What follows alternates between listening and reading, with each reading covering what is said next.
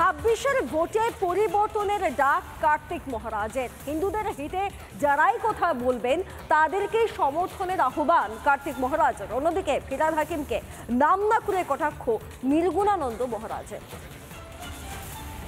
যে দল ভারতবর্ষের কথা বলবে, যে দল হিন্দু ধর্মের কথা বলবে, যে দল হিন্দু ধর্মের রক্ষার কথা বলবে, যে দল আমাদের সংস্কৃতির কথা বলবে, সেই দলের আমরা ভোট দিতে বলবো। 26-এর ভোট হিন্দুদের অস্তিত্ব রক্ষার ভোট, বাংলায় সনাতনী সংস্কৃতি রক্ষার ভোট। সে কথা মাথায় রেখেই পশ্চিমবঙ্গের হিন্দুদের জোট বাঁধার বার্তা দিলেন কার্তিক মহারাজ। কত ধানে কত চাল হয়, 2 ঘন্টার মধ্যে তোমাদেরকে যদি ভাগীরথীর গঙ্গায় না ফেলতে পারি, রাজনীতি থেকে সরে যাব। যারা দুর্ভাগ্য নিয়ে জন্মেছে, যারা ইসলাম নিয়ে জন্মায়নি, তাদের দাওয়াতে ইসলাম। কেউ 30% কেটে ভাগীরথীতে ভাসিয়ে দেওয়ার হুমকি দিচ্ছেন, তো কেউ বলছেন মুসলিম না হলেই সে দুর্ভাগা। তৃণমূলের দাপুটে মন্ত্রী বিধায়করা যখন বিদ্বেষ আর হিংসার রাজনীতি করছেন, তখন পাল্টা পথে হিন্দুরাও। যখন ফিরহাদ হাকিমের কথা বলছে, যখন হুমায়ুন কবিরের কথা বলছে, যখন সিদ্দিকুল্লাহর কথা বলছে, তখন আমি সন্ন্যাসী কার্তিক মহারাজ আমি রাস্তায় নেমেছি। সেদিন থেকে বেলডাঙ্গার ভারত সেবাশ্রম সংঘের প্রধান বলছেন, সনাতন ঐতিহ্য টিকিয়ে রাখতে সময় এসেছে রুখে দাঁড়ানোর। সরকার পরিবর্তনের জন্য কি আপনি রাস্তায় নামবেন? নিঃসন্দেহে আজকে আমি বাঙালিকে বলবো, আমার ধর্মের উপর আক্রমণ এসছে, আমি বলবো এবারে বাংলার মানুষ চিন্তা ভাবনা করবেন কি করবেন। সারা রাজ্যে ওই বলার কোনো অধিকারও নেই, এখতিয়ারও নেই। উনি কি ডাক দিলেন না দিলেন তা দিয়ে হিন্দু মুসলমান কেউই প্রভাবিত হবে না। এদিকে হুগলির পুরসুরায় অনুষ্ঠিত হলো সহস্র কণ্ঠে গীতা পাঠ। আশীর্বাদ বিপরীতে পাবেন, প্রত্যেকেই গুরুত্বনি দেবেন। যেখান থেকে নাম না করে ফিরহাদকে চ্যালেঞ্জ ছড়েন নির্গুণানন্দ মহারাজ। আজকে অনেকে আমাদের দাওয়াত দিচ্ছেন যে দাওয়াতে ইসলাম, আমরা আসুন, আমাদের ধর্ম কত সুন্দর দেখতে আসুন। যিনি বলছেন তিনি একজন ব্রাহ্মণ বাড়ির সন্তান, আমরাও তাকে দাওয়াত দিচ্ছি। সন্তরা একটা বইতে তৈরি করে আমরা বসে আছি। দেওয়াল লিখন কি পড়তে পারছেন মমতা ব্যানার্জি? যেভাবে হিন্দু সমাজ জেগে উঠছে, তাতে 1.5 দশক পর আগামী নির্বাচনে কি পালাবদল দেখতে চলেছে বাংলা? তুষার বিশ্বাস ও সৌরভ রায় রিপোর্ট, রিপাবলিক বাংলা।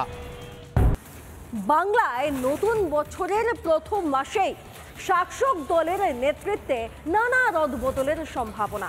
আর এই রদবদল হবে একেবারে মমতা বন্দ্যোপাধ্যায়ের নেতৃত্বে। এই রদবদলের ফলে কোনো পুরনো মুখ চলে যেতে পারে, আবার নতুন কোনো মুখ চলে আসতেও পারে। যেভাবে কোন্দল চলছে, সে তখন রদবদলের মাধ্যমে সমস্ত রাশ মমতা বন্দ্যোপাধ্যায় নিজের হাতেই কি রাখতে চাইছেন 26-এর নির্বাচনের আগে? বৈশাখেই দলের খোল নলচে বদলাতে চলেছেন মমতা বন্দ্যোপাধ্যায়। সূত্রের খবর, সামনেই বিরাট সাংগঠনিক রদবদল আসতে চলেছে তৃণমূলে, যার শুরু থেকে শেষ অবধি পুরোটারই তত্ত্বাবধানে থাকবেন মমতা নিজে। দলের সূত্রে যেটা খবর পাওয়া যাচ্ছে, নববর্ষের আগেই তৃণমূলে ঢেলে সাজানো হচ্ছে দলীয় সংগঠন। বুথ স্তর থেকে শুরু করে রাজ্য নেতৃত্ব, একাধিক রদবদলের প্রবল সম্ভাবনা। দরজায় কড়া নাড়ছে 26-এর বিধানসভা নির্বাচন। স্বভাবতই এই আবহে কোনো রকম সাংগঠনিক দুর্বলতা বরদাস্ত করবেন না তৃণমূল নেত্রী। তার উপরে দিকে দিকে যেভাবে গোষ্ঠীকোন্দল তৃণমূলের মাথা ব্যথার কারণ হয়ে দাঁড়িয়েছে, ঘর গোছানোর কাজটা আরো বেশি প্রয়োজনীয় হয়ে পড়েছে তৃণমূলের কাছে। তৃণমূল কংগ্রেসের রদবদলের খবর প্রকাশ্যে আসার পরেই চিন্তার ভাঁজ জেলার একাধিক নেতৃত্ব। বেশ কয়েকটি জেলার জেলা সভাপতি পরিবর্তনের প্রবল সম্ভাবনা রয়েছে। কিছু বাছা নেতাকে এবার তাদের পদ থেকে সরানো হতে পারে, এমনটাই তৃণমূল সূত্রে খবর। সেক্ষেত্রে দাঁড়িয়ে বেশ কয়েকজন পদ হারাতে পারেন, আবার কিছু নতুন মুখকে জায়গা করে দিতে পারেন তৃণমূল নেত্রী মমতা বন্দ্যোপাধ্যায়। তবে রদবদল যে শুধু ঘর গোছানোর জন্যই হচ্ছে এমনটা মনে করছেন না অনেকে। 26-এর নির্বাচনের আগে দলের রাশটাও পুরোটাই নিজের হাতে রাখতে চাইছেন মমতা।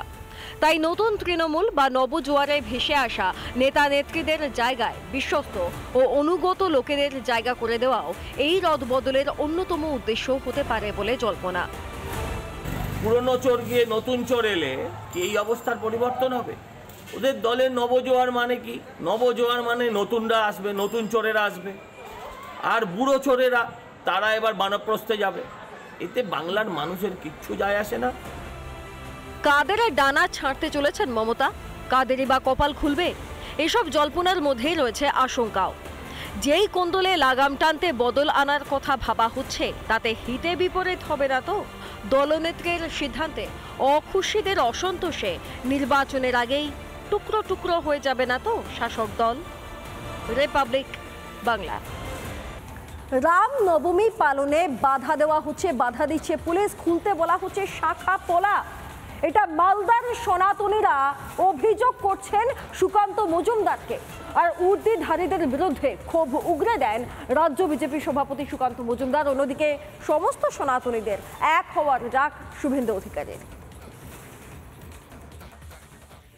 আপনাদের পরিকল্পনা ছিল? পরিকল্পনা ছিল, এখন কি অবস্থা? কে বলছে হবে না? কেন বলছে হবে না?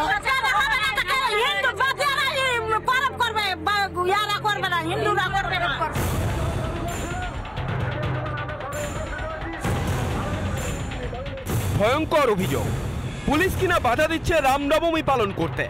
প্রতিবাদে ক্ষোভে ফেটে পড়ছেন মালদার ইংরেজ বাজারের হিন্দুরা। তবে হাজারো হুমকিতেও দমতে নারাজ সনাতনীরা। আমরা ভেবেছি রামনবমী আমরা করব, আমাদের রক্ত যাবে, করবেন বলছে করব। আমরা পুলিশ মানবো না, আমাদের পুজো আমাদের ধর্ম, আমরা পালন করব। শুধুই কি পুজো করতে বাধা দেওয়ার অভিযোগ? সধবা মহিলারা যেন শাখা পলা না পড়েন, চলছে সেই শাসনীয়। মহিলারা বাড়িতে ঢুকতে পারছে না, কোথাও যদি যাচ্ছে শাখা পলা খুলে হিজাবের মতন কাপড় পরে ঢুকতে হবে। এরকম বলছে, ছেলে বাচ্চাদেরকে তুলে তুলে নিয়ে চলে যাবে, ধমকি দিচ্ছে, মেরে ফেলবো তোমার বাচ্চাকে। আমাদেরই মহিলা মোর্চার দিদি আছে, তার মার বাড়িতে। মোথাবাড়িতে অশান্তির পর থেকেই বিভিন্ন গ্রামে চলছে সন্ত্রাস। স্থানীয়দের দাবি, রাত বিরেতে বেছে বেছে হিন্দুদের বাড়িতে ঢুকে ঘর থেকে পুরুষদের টেনে হিঁচড়ে বের করছে উর্দিধারীরা। আটকাচ্ছে কারা আপনাদের? আপনারা বাইরে আমবাগানে ঘুমোচ্ছেন কেন? উর্দিধারী পুলিশ দেখলো না, আমি খালি গায়ে ঘুমিয়েছি, পুলিশ আমাকে গিয়ে ডাইরেক্ট উঠাচ্ছে। তোমার নাম কি? বলছি সীতারাম ঘোষ। বাবার নাম কি? বরেন ঘোষ। সমস্ত হিন্দু বাড়ি আমরা ঘোষ, আমাদের যা ফ্যামিলি আছে সমস্ত বাড়ি অ্যাটাক করেছে। বাংলায় কি তাহলে হিন্দু হওয়াই অপরাধ? আপনাদের অপরাধ কি? আমরা হিন্দু, এটাই অপরাধ। এটাই অপরাধ পশ্চিমবঙ্গে এখন এটাই অপরাধ। এরপরে বাকি আছে মমতা বন্দ্যোপাধ্যায় জিজিয়া কর চালু করবে। হিন্দু হলে পরে হয়তো মাসে মাসে আমাদেরকে গভর্নমেন্টকে হয়তো ট্যাক্স দিতে হবে, পুজো করার জন্য ট্যাক্স, কীর্তন করার জন্য ট্যাক্স। তবে এভাবে পড়ে পড়ে মার খাওয়ার দিন শেষ। নন্দীগ্রামের সভা থেকে সনাতনীদের ঘুরে দাঁড়ানোর ডাক দিচ্ছেন বিরোধী দলনেতা শুভেন্দু অধিকারী। দয়া করে জাগুন, উঠুন। এই লড়াই অস্তিত্ব রক্ষার লড়াই, এই লড়াই বাঁচার লড়াই। গর্জে উঠছেন হিন্দুরা।